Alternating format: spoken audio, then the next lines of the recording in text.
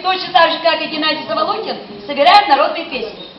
Но поем мы их так, как нам представляется эта песня. И вот сейчас вы увидите вариант в исполнении хора «Октябрина», как мы поем эту песню. Так, не жалейте ладошек, когда они вам понадобятся.